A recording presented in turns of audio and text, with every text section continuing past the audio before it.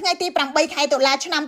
2025នាយករដ្ឋមន្ត្រីថៃលោកអនុទានឆាន់វីរៈគុលបានឆ្លើយតបជាមួយនឹងលក្ខខណ្ឌធំចំនួន4ចំពោះសំណើរបស់ប្រធានាធិបតីសហរដ្ឋអាមេរិកលោក Donald Trump ក្នុងការធ្វើជាអធិបតីក្នុងពិធីចុះហត្ថលេខាសន្តិភាពរវាងថៃនិងកម្ពុជានៅក្នុងកិច្ចប្រជុំកំពូលអាស៊ាននាប្រទេសម៉ាឡេស៊ីនៅចុងខែតុលាឆ្នាំនេះដោយសម្ដៅទៅលោក Donald Trump លោកអនុទាននិយាយថាប្រសិនបើភាគីមួយដែលនៅទ្វីបមួយផ្សេងទៀតចង់សម្របសម្រួលឬធ្វើជាម្ចាស់ហត្ថលេខីលើកិច្ចព្រមព្រៀងសន្តិភាពកម្ពុជាថៃភាគីនោះត្រូវបញ្ចុះបញ្ចូលឲ្យកម្ពុជាដកកងកម្លាំងជំលះប្រជាជនដែលបំពានទឹកដីរបស់ថៃចេញនិងដកវត្ថុនានាដែលអាចបង្កគ្រោះថ្នាក់ចេញពីទឹកដីថៃនេះបើយោងទៅតាមកាសែតខៅសូតក្រៅពីលក្ខខណ្ឌ3ខាងលើលោកអនុទាននិយាយថាភាគីកិច្ចសន្យាត្រូវទទួលស្គាល់ថាថៃគឺជាភាគីដែលត្រូវបានឈ្លានពាននឹងរងការវាយប្រហារមុនជាការលើកឡើងដែលផ្ទុយទៅនឹងការអះអាងរបស់កម្ពុជា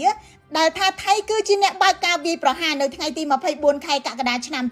2025គួរឲ្យចាប់អារម្មណ៍លោកនាយករដ្ឋមន្ត្រីរូបនេះដាក់លក្ខខណ្ឌទាំងនេះទៅលោកTrumpដោយមិននិយាយអំពីភាពខុសច្បាប់របស់ខ្លួននៅក្នុងការបន្តឃុំខ្លួនទាហានកម្ពុជាទាំង18នាក់រយៈពេលជាង2ខែមកហើយសូមរំលឹកថាតាមរយៈមនុស្សចំណិត3នាក់នៅសេតវិមានប្រាប់កាសែតអាមេរិក Politico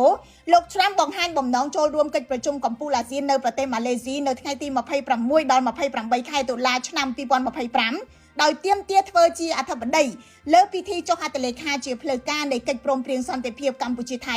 និងហាមចិនចូលរួមនៅក្នុងកម្មវិធីនេះជាចំណាត់ការដែលក្រមវិភាគមើលឃើញថាមានគោលបំណងបង្ហាញថាលោកគឺជាប្រធានាធិបតីសន្តិភាពជាជំហានមួយឆ្ពោះទៅរកពាន Nobel សន្តិភាពក៏ប៉ុន្តែការឆ្លើយតបរបស់លោកអនុទានត្រូវគេមើលឃើញថាបង្កប់នៅការស្វាគមន៍ផងនិងការព្រមានផងដោយហៅលោកTrumpថាជាមនុស្សនៅទ្វីបមួយផ្សេងទៀតបង្ហាញពីមន្ទិលសង្ស័យលើការចូលរួមសមត្ថភាពនិងជំហររបស់សហរដ្ឋអាមេរិកនៅក្នុងចំនួនដ៏អូសបន្លាយនេះ